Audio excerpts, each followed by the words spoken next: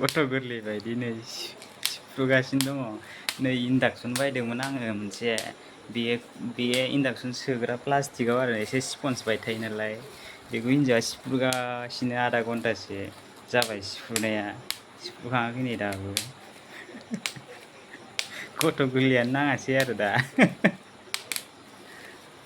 मोजां मोनदों सिफ्रुनानै गथ' गोरलै इदि जानो लुगैबावदों हा बा बा मोजां खोनायो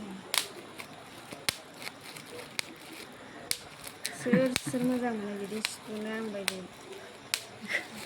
बिराद मोजां मोनो आरो ना इदि सिफ्रुनो टेप टेप होननायखौ बा